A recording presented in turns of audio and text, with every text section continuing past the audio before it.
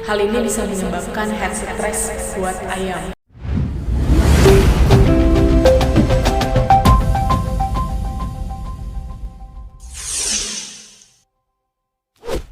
Selamat datang di channel Novisa Desi, Channel yang membahas seputar berternak ayam. Nah, kali ini kita akan mereview buku tutorial seri berternak ayam yang berjudul Budidaya Polikultur Ayam dan Ikan, yang dituliskan oleh Insinyur Timotius, Dr. Hewan Rahmanto, dan Sri Makmur, Sarjana Ekonomi. Dan buku ini dipublikasikan oleh PT Swadesi Chandra Sentosa. Nah, buku ini tuh cetakan ke-6 di tahun 2022. Kami juga mengingatkan penonton setia YouTube kami bahwa buku ini tidak diperjualbelikan, tapi kalian semua dapat mengaksesnya di link website kami di bawah ini. Nah, bagi kalian yang ingin tetap mendukung channel YouTube ini, jangan lupa subscribe, Like, komen, and share.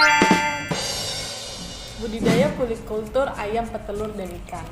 Dalam berternak ayam petelur, agar lebih melipat gandakan hasil dan efisiensi lahan, serta lebih ekonomis dapat dilakukan dengan polikultur, yaitu berternak ayam petelur sekaligus budidaya ikan.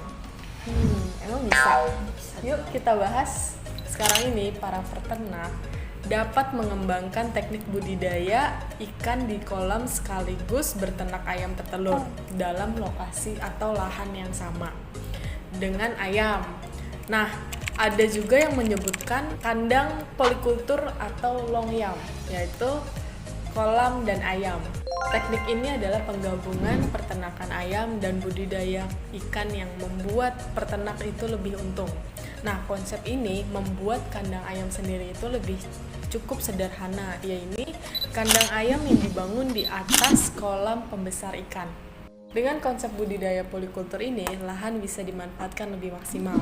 Keuntungan lain adalah suhu kandang ayam menjadi lebih rendah, dan ikan juga dapat makanan tambahan dari sisa-sisa pakan ayam yang terjatuh ke kolam, sehingga lebih praktis, efisien, dan tentunya lebih efektif. Usaha sistem polikultur atau longyam merupakan perpaduan dua kegiatan budidaya yang saling menguntungkan, yaitu budidaya ayam dan budidaya ikan.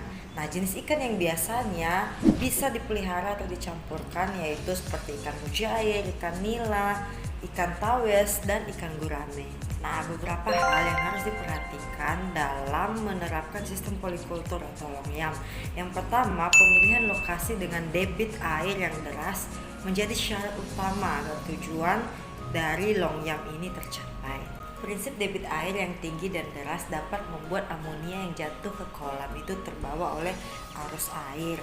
Alhasil ayam jarang terkena penyakit, juga terhindar dari bau karena kan kotorannya langsung dibawa oleh arus air yang deras tadi. Kemudian direkomendasikan di daerah persawahan karena tanahnya basah dan aliran airnya bagus. Dampak positif lainnya pun salah satunya mengurangi insektisida untuk pengobatan serangga dan lalat, kesehatan ayam pun terjaga. Kemudian yang kedua, kandang ayam tidak boleh menutupi seluruh permukaan kolam supaya matahari tetap bisa menyinari atau masuk ke dalam air untuk proses fotosintesa, dan juga supaya suhu tidak terlalu rendah karena suhu rendah biasa dapat memicu penyakit. Dan beberapa hal lainnya seperti dijelaskan di buku ini, yaitu jarak antara permukaan air dengan dasar kandang minimal 75 cm sampai 1 meter. Kemudian kedalaman kolam sekitar 60 cm, karena semakin dalamnya kolam pertumbuhan ikan akan semakin cepat.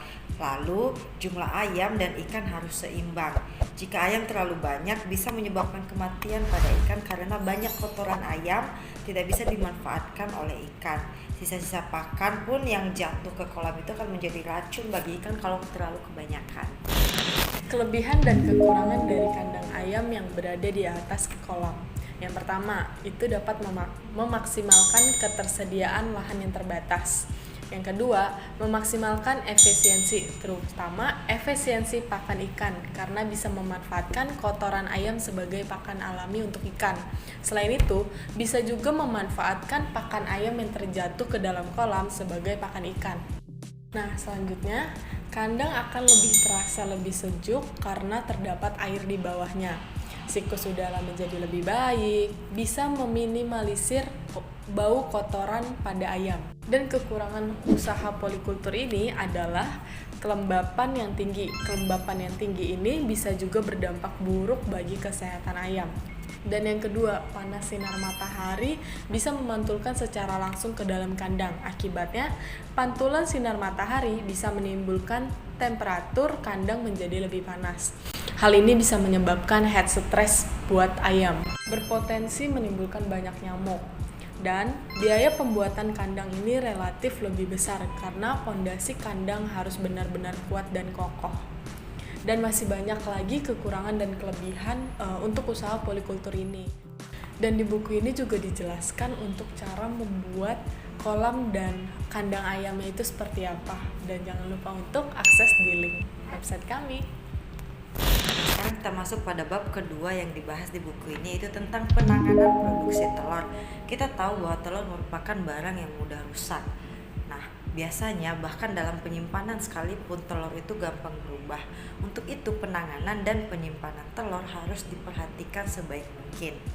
Penanganan telur bertujuan supaya telur yang telah diproduksi terjaga bentuk, warna, dan kualitasnya. Nah, ada beberapa aspek yang harus diperhatikan oleh peternak nih supaya penyimpanan telur dapat dilakukan sebaik mungkin. Yang pertama yaitu teknik pengumpulan.